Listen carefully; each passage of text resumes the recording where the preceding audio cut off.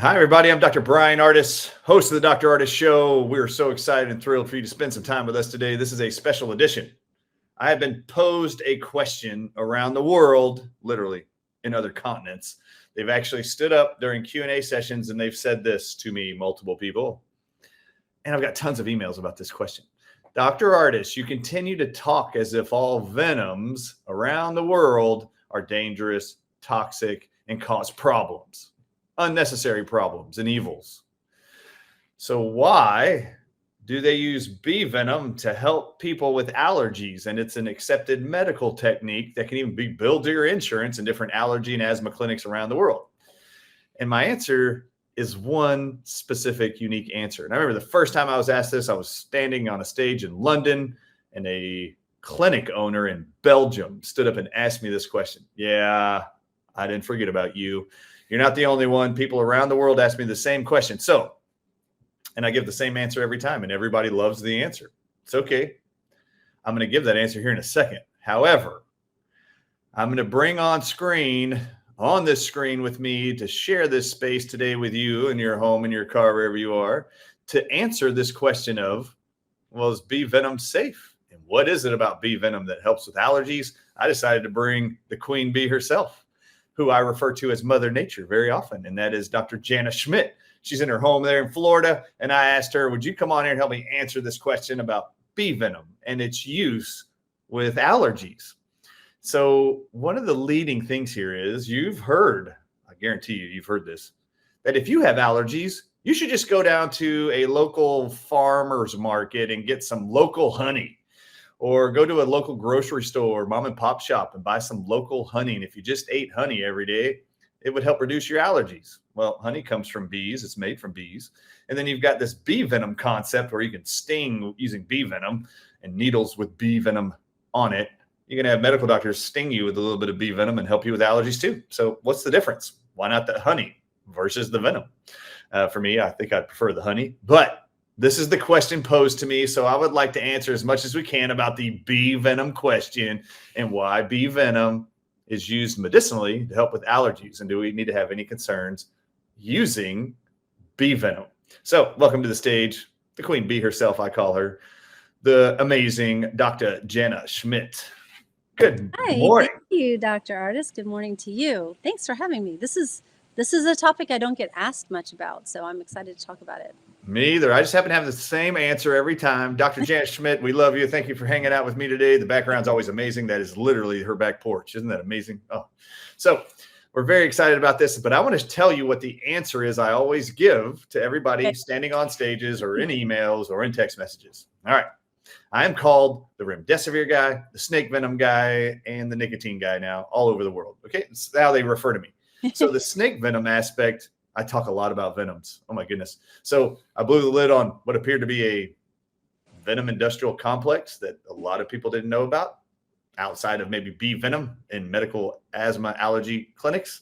So when I'm posed the question, Dr. Ardis, you talk as if all venoms are bad, but why are they beneficial for people with allergies and why the medical profession would use bee venom to help these people beat their allergy problems?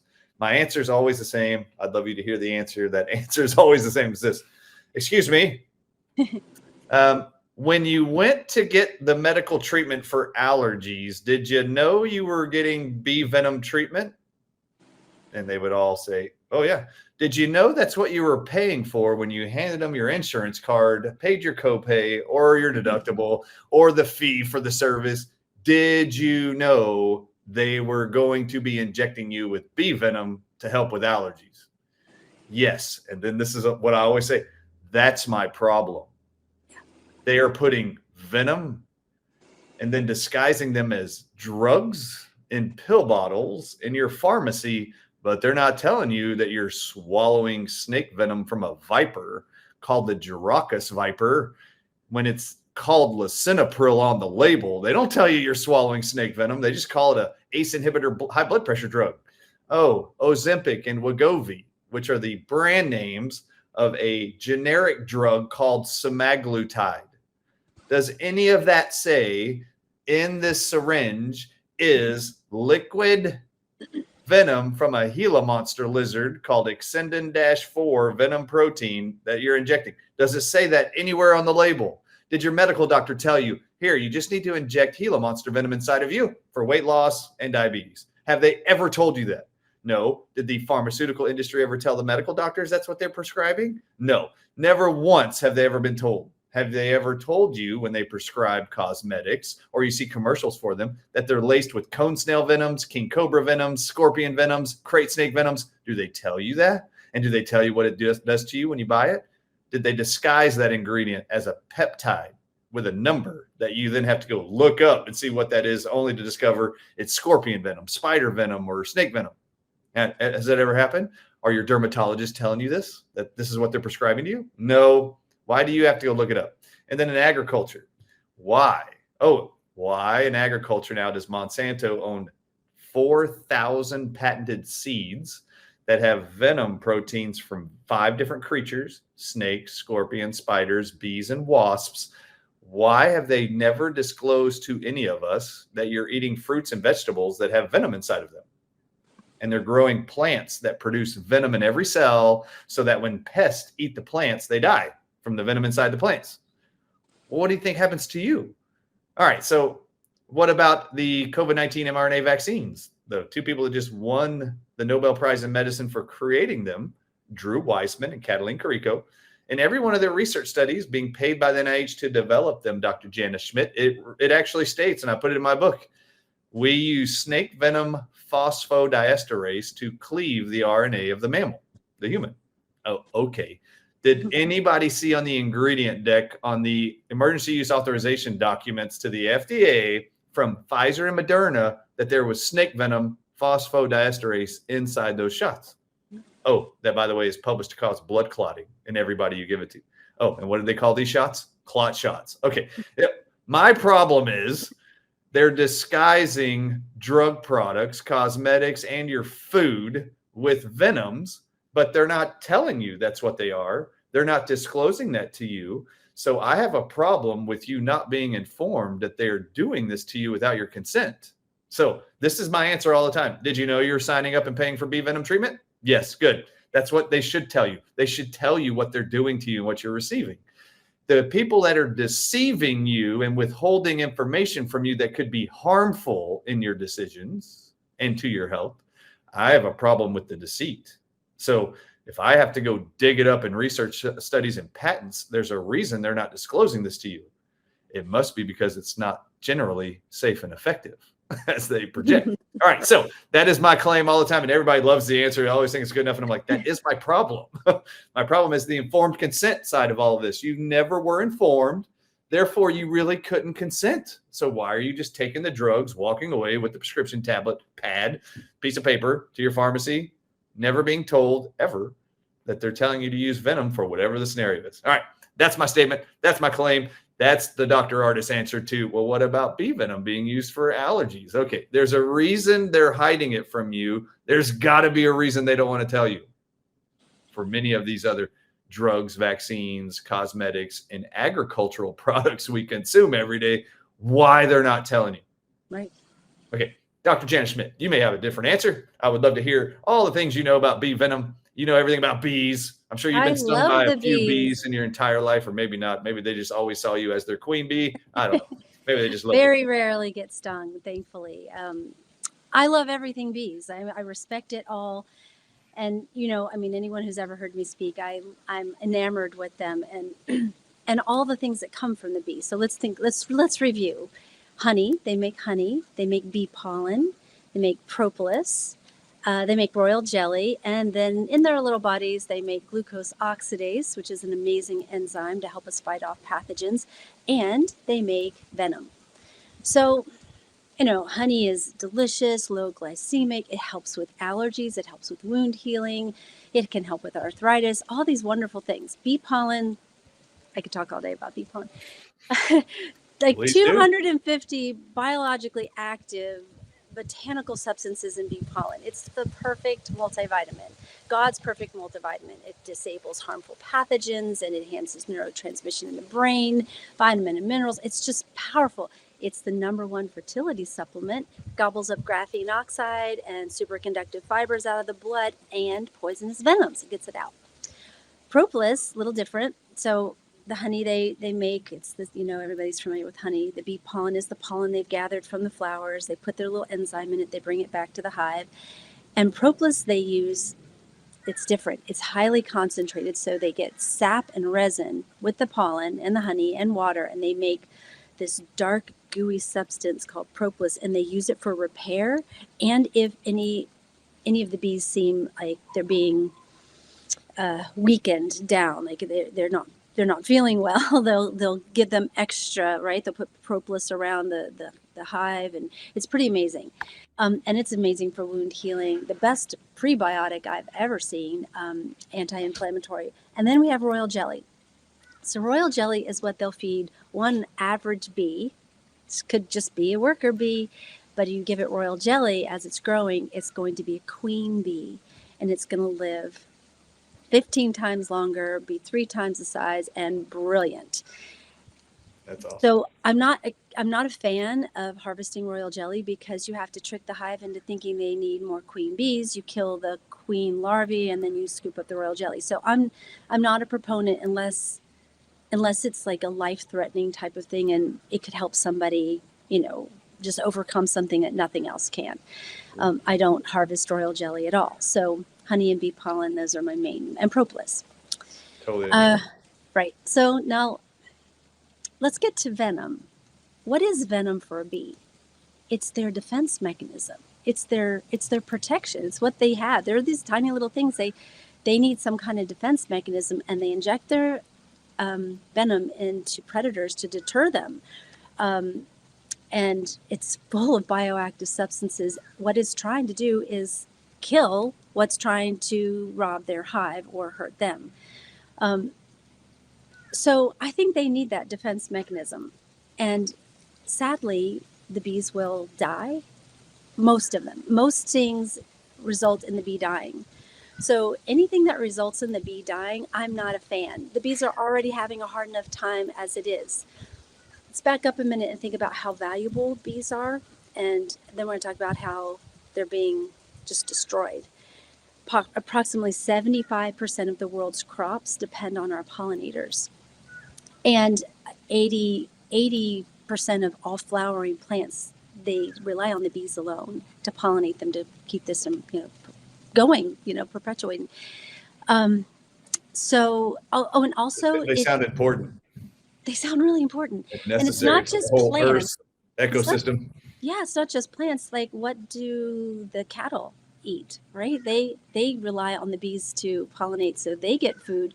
So our whole meat, eggs, dairy, everything, it's all relying on the bees to pollinate the food for them as well. So they're very, very important. So I don't put my stamp of approval on anything that's going to kill a bee. And I see this, they call it BVT, bee venom therapy. I'm not a fan because there's so many other things that can help. So literally, like, it's used for arthritis a lot. They say, oh, let's, use bee venom for arthritis. But you can just take the bee pollen and it's gonna help your arthritis. And there's other things that can help people with arthritis too. Amen. Reducing the numbers of sodas you drink will help you reduce your arthritis. I don't think killing a bee is the answer. So one question for you, if you know yes. a lot about this, maybe I have no idea how much you know. I haven't researched a whole lot, but I do know they call it BVT, bee venom therapy. Are they having to kill a bunch of bees to collect the venom for these therapies? They kill them. Like, it's usually a live bee that they sting. That's what I've seen. Right. That way it's active. They can kill the bee and try to get the venom out, but it works much better if the stinger actually gets into the skin.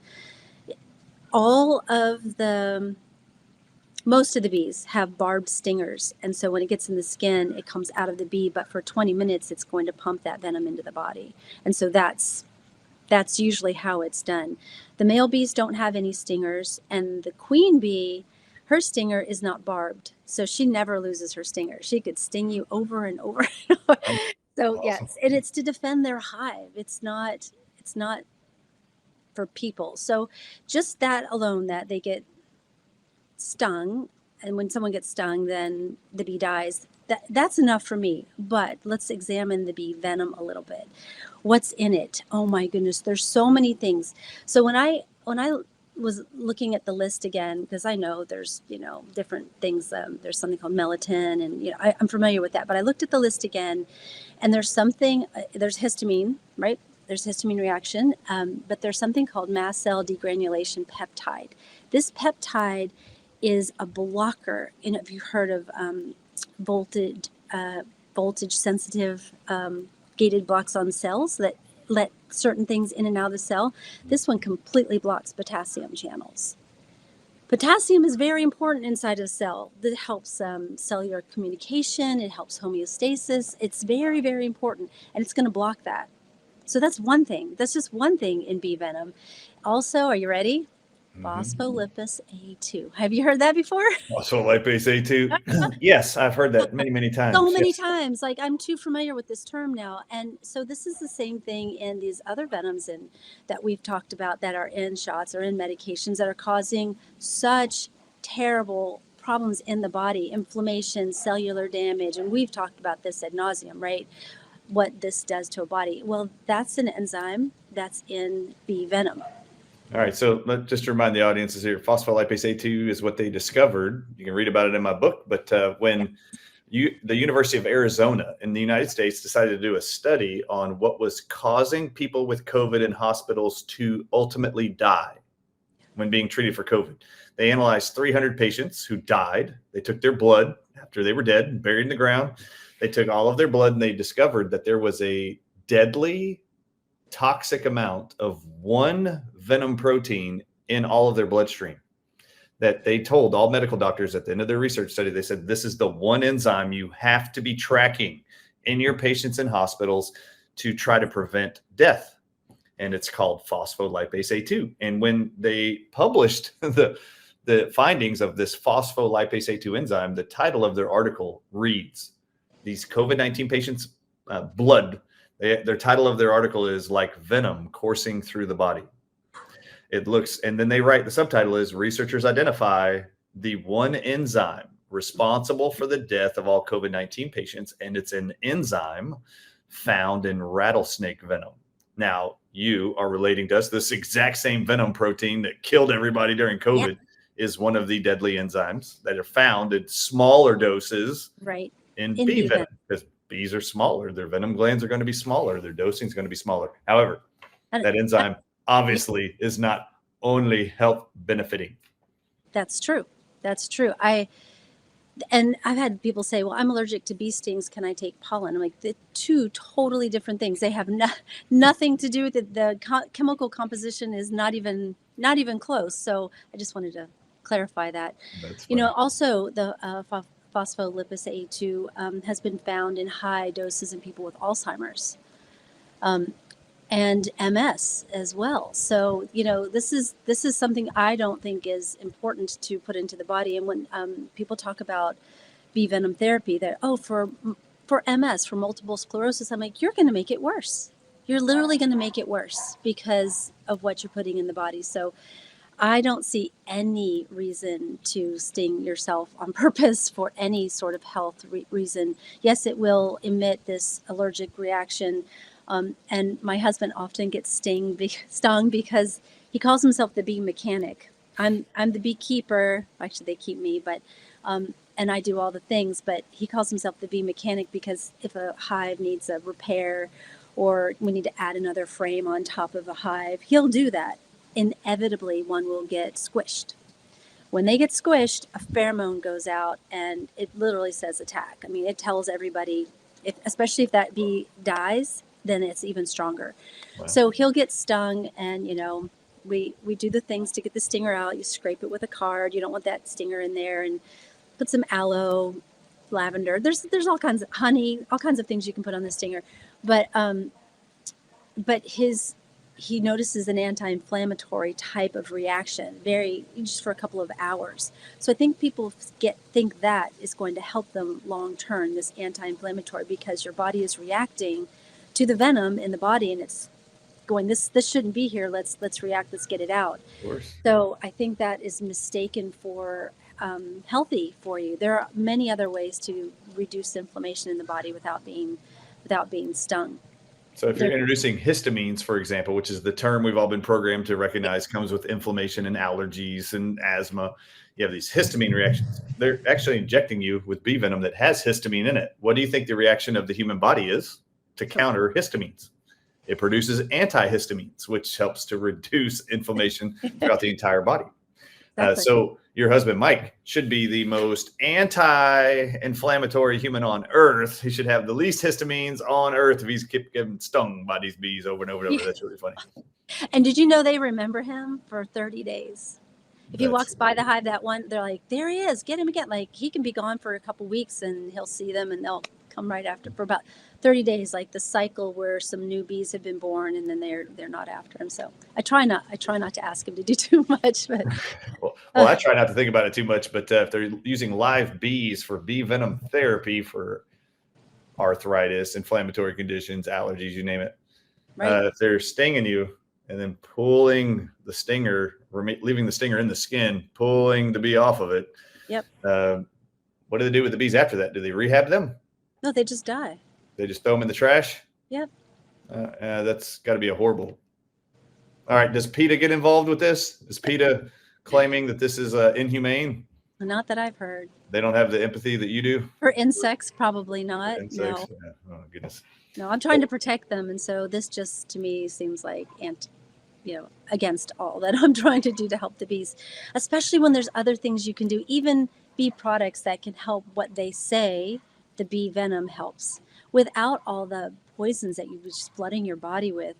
There was a case of someone that did a very high amount of bee venom therapy, and they went into a cardiac event, and it's called cardiac, let's see if I can remember, asystolic.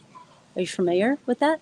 So this is when the absence of ventricle contractions completely. So it's a flatline is another name for it. Cardiac arrest, a flatline. And all electric activity of the heart stops. And this was induced by too much bee venom therapy. I had to bring the guy back. He survived. Never did bee venom therapy again, but it's just not worth the risk. I've told people some things about there's cosmetics, like it's not, you don't want to put the venom on your skin. It's numbing, better than Botox, try this. And it's, venoms. I explain the reasons why, and some people still don't care. They see the results, they don't care. They'll also feel the health effects of it too, which is sad, because I know that they put bee venom in certain cosmetics for the same reasons they would put these other venoms in, to reduce wrinkles or improve elasticity of the skin. Again, so many other things that can do a better job than venom, but it'll read as a peptide, like you said. Sometimes it'll say apitoxin peptide, and it'll give a number. So they're sneaking them in, those types of things as well. Know what's in your cosmetics, everybody. It's very important, because you will have the effects of the venom in the body as well, and your body's going to have to get rid of that. So one of the things you'll read on cosmetics, and tons of cosmetics anyways, the word peptide. And my wife, even this morning when she knew I was coming up here to record with you about bee venom, she's like, honey, when I see the word peptide on everything, are all peptides venoms? And I said, no. Peptide is a word for short piece of protein. And these little bitty snippets of proteins, these little ones in venoms, are called peptides also. And those peptides often are disguised with a number or a name. Mm-hmm. And you have to go look up that ingredient to find out that's a scorpion venom protein short snippet called a peptide, or it is a snake venom protein, little bitty piece. They call it the peptide with a name. Right. So no different than with Ozempic and Wegovy, you see the name semaglutide, which is the generic name. They don't want you to see Exendin-4. Why? If you saw Exendin-4, none of you would know what the world that was, and you would go type it into your internet search engine and go, what is Exendin-4? And then you would see an image of the Gila monster lizard, And then you would read that this is venom from a deadly toxic lizard in the southern deserts of the United States. It's weird. So anyway, this is the disguise I don't appreciate. All right. So I don't appreciate it either. And there's another word too, called melittin, MELITTIN. And that is the actual peptide that is it's largely composed in bee venom. That's probably the most published about, researched. Yeah, most published, most researched, and it's most potent in the bee venom. But it destroys red blood cells. Like, that's its job. It's trying to kill the predator. So yeah, it's not good for you. It actually has very similar effects as sea nettle toxins. If anyone's ever stepped on a big sea nettle, they could put you in the hospital. It's pretty bad. Amen. All right, so we don't like killing bees. I would like you to tell the audiences how much you know about the devastation loss of bees worldwide. It's so rapid. I can't keep up with the numbers. It's really sad. I would love to encourage everyone to watch this documentary called Queen of the Sun. It starts out a little hippy dippy, so hang in there for the first 5 minutes. But after that, it really gets going. And it's talking about the bees all over the world and beekeepers who love their bees, but the types of things that are just desecrating them. The numbers of things that are messing with them are getting higher and higher. So there are some countries that have stopped spraying things like Roundup, glyphosate, but that's one of the big ones in our country that's really killing the bees. It's found in weed killers, and it accumulates and it has lethal effects. There was this really interesting study. It was in London, it was in UK, Royal Holloway, I think it's called. And they wanted to understand the hazards, and so they wanted some bee safe, type sprays and Roundup Ready. So they decided to use it, and they experienced a shocking result. So they just used the Roundup Ready, normal, 94% mortality of all the bees that were sprayed with on the flowers where they pollinated. So then they said, okay, we're going to make it less. We're going to dilute it 1-to-1. Again, same rate of mortality, 94%, 94 to 98% mortality. Then okay, we're going to dilute it even more. We're going to do a 1-to-3 dilution, 78% mortality of the bees. And the unexposed group of bees, 4% mortality. That's just normal daily, bees dying off and new bees being born. So it's really hard, and there's been some studies out of Argentina that show that glyphosate really messes with their ability to find their way home, messes with their GPS, like similar to Wi-Fi radiation, which is being blanketed all over, and it messes up their little GPSs, and they can't find their way home. So, there's a lot of things. Water, just like water can hurt us, it can hurt them. And if bees just drink out of random water, that's fluoride, chlorine, it's going to desecrate them too. So it's getting harder and harder to keep the bees alive and stop hive collapse. But I'm working with as many beekeepers as I possibly can. And our documentary that's coming out this fall, I was able to share some information and sort of just put out a plea. If you want more information, if you want to work with me, let's work together, ways to reduce hive collapse. So since I've implemented some of the really cool things like shungite and copper and filtered water, and just telling people, like telling your neighbors, like what's happening. I haven't had a single hive collapse this year. And usually there's 1 or 2 just naturally. A hive collapse is when the whole hive dies off. Usually there's 1 or 2 just naturally this happens, and I haven't had 1 hive collapse, whereas before I implemented these, I was at a rate of about 50% hive collapse. Yeah. Wow. So this is incredible, and I'm hoping it helps. Who knows? The bioweapons are coming fast and furious at us, but we are identifying them, and we're finding solutions for us to stay well. So I'm just using some of that same technology, and I'm applying it to the bees, and it seems to be working beautifully.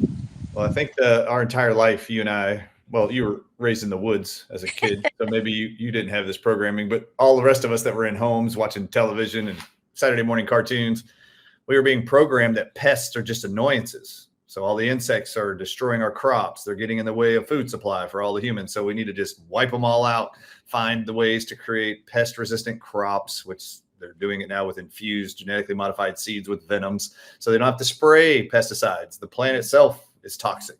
Okay, great. Now we're going to eat it. Thanks a lot. That's wonderful. Yeah, yeah. All right. Yeah, So we've been that's programmed to want to squish the bugs or be afraid of bees, or that's exactly right. So I think we need to learn, as I have from you and many others, the impact of all chemicals being used around the world, the genetic engineering of all of our plants, crops, intentionally to destroy the life of pests. And they say it's because this benefits all of society, the use of venoms, the use of these chemicals. And I'm like, oh my God, this is ridiculous. You don't tell us that's what you're doing to us. How can this be beneficial to us? If it was just beneficial, they would tell you. And they would announce it on billboards. This watermelon at HEB is brought to you by Monsanto, who infused the watermelon with snake venom. They would tell you. They would tell you. They'd be bragging about it. It's wonderful. They'd be bragging about it if it was great, but instead it's being hidden. They would brag about it. They would tell you about their amazing discoveries, but they're hiding this from you. So I just want everybody to know, I think you should start to look at the impact of how nature benefits from bees and insects, but particularly bees. But most Americans do not garden, do not grow their own vegetables, and you don't understand the impact of pollen that is dispersed and shared with all plant life by bees, and the synergistic, amazing connection between insects and plants and the earth, how they're all used together to actually transform all of our ecosystems, including our plant life, your flowers, your crops, you name it, whatever you're trying to grow. And I think it would be incredible for people to start recognizing how amazing bees can be. And many of you can have your own hive, no matter where you live. So Dr. Jana Schmidt, where would you start with recommending people change their view of bees being not only just used in medicine and thrown in a trash can later to kill them? What are ways we can help to sustain the bee societies of the earth? How do we help them grow in numbers? And then how do we grow to appreciate them more? Where would you start if you wanted to learn more about having your own hive? If I didn't know anything, I'd go to the local farmer's market and find someone that's selling their honey and start talking to them about it. I would hesitate to go to the extension office because they're going to tell you to medicate your bees. They're going to tell you to put all kinds of chemicals and antibiotics, and it's really not necessary. So I would go to somebody that's a local beekeeper, and every once in a while, about once a year, I have an online class, and we talk about natural ways to get started with bees. And if you can't keep bees, if you're not in a position that's something you can do, you can at least not use Roundup. You can plant flowers and encourage them to come. There's all kinds of flowers that bees love, and you can look that up. It's simple. Bees love most flowers. So I feel like that's very important in itself, and educate your kids that they're helpful. We need them, right? Yeah. And then this fall, I'm going to talk to people about how to find clean food and avoid some of these ones that you're talking about that are genetically modified and filled with venoms, so that I'll help navigate the grocery store, navigate the farmers markets, and navigate those little stickers on the produce. What do they mean? What do those numbers mean? They're very, very important. And then at the end, I will also share ways to encourage pollinators and grow things your own in your own home. Awesome. Now in the fall, when are you doing that? Do you know, or is it just in the fall? We need to follow you and have subscribers to your channel. No, this is Healing for the Ages. Oh, it's going to be at the Healing for the Ages conference. Don't miss out. October 23rd, 4th, 5th. You better be there. Jana's going to be presenting all this info. You said the fall. I'm like, okay, it's like 4 months. And where are you doing it? Yes. Well, when I think of what's going on in the fall, I get really excited about the Ages conference. So that's my focus. So do I. I'm very, very excited about that. All right. Dr. Jan Schmidt, tell them where they can find you, all your products, where they can find you if they want to have a baby, because you're just helping people around the world have babies. Even your patients are moving to your city. This is true. Moving to my city so they can be close to me, so we can work on baby stuff. Wonderful. It's wonderful. Jana's All Natural. Jana'sAllNatural.com. We've got lots of wonderful products from the bees, and there's always more coming. And you can also look and you can get consults, not just with me, but I have an amazing team that can help with a variety of things. So yeah, Jana's All Natural, and Healing for the Ages, of course. Amen. Any other social platforms you're on? Yeah, I Twitter, guess I am. I Facebook. kind of forget about that. I do have a Facebook, Jana's All Natural, and Dr. Jana 1 on Instagram. And we do lots of giveaways. And we also, Healing for the Ages is on Instagram now too. Yeah, that's awesome. Dr. Jana, I think you've helped us a lot. Thank you for Yeah. explaining your concerns, your knowledge about what's in bee venom, the bee venom therapy, because people around the world have been asking me, literally around the world, standing up, going, hey, they use bee venom to help people with inflammatory But conditions. do and they allergies." really help, And I'm right? like, That's the question. wait, hold on. Bee pollen can provide anti-inflammatory, antihistamine benefits. Yes. Hold on. Quercetin extracted from fruits can reverse allergies, improve histamine reactions. Vitamin C naturally does it. Vitamin D naturally does it. Selenium naturally does it. Why do we have to go looking for venom, which kills ultimately these little bitty sweet creatures we all need? Isn't that amazing, though, that the same community that develops the chemicals they want to spray in our food and turn into drugs want to tell you that these pests are annoying and we don't need them, and it's okay if we kill them with all of our chemicals, but we're going to take the rest of them that are alive and inject it in you, and we're going to profit off of them by injecting them into people, into offices, and then throwing their bodies into the trash can. That's what we're going to do with them. That's how they see the world of nature around you. So I appreciate your empathy, your sympathy, your love and admiration for the bees. I've learned a ton from you about the bees, and very, very excited to have you on the Dr. Ardis Show. Once again, thank you for spending time with us. And I hope you have an incredible afternoon out there, and God bless you and your family and all your efforts, and all those pregnant couples out there that you're helping. May you all have full-term pregnancies and amazing babies, as the queen bee, I call her, helps guide you through that entire process. It's amazing. Amen. Amen. All right, Jana, last words to the audiences before we sign off. God bless you, and God bless the bees. God bless the bees. I'm Dr. Ardis. We'll see you next time on the Dr. Ardis Show. I hope you enjoyed this. What is all the talk about bee venom therapy? This is the Dr. Ardis Show. You've now heard it from the queen herself. All right, we will see you next week on the Dr. Ardis Show.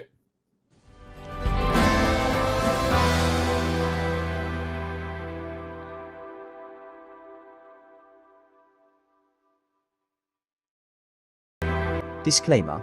Please note, the following presentation is solely for informational purposes and should not be seen as a replacement for advice provided by your physician. It is important not to rely on the information from this presentation for diagnosis, treatment, medication prescription, or any other form of medical care. Always consult with your physician or healthcare professionals before taking any medication, nutritional supplement, herbal remedy, homeopathic treatment, or pursuing any health-related procedure. If you have a medical condition or believe you might have one, promptly contact your healthcare provider. Do not disregard professional medical advice or delay seeking it based on this presentation's information as the products or services purchased from it do not establish a doctor-patient relationship between you and any affiliated physicians. Statements about dietary supplements have not been evaluated by the Food and Drug Administration and are not intended to diagnose, treat, cure, or prevent any disease.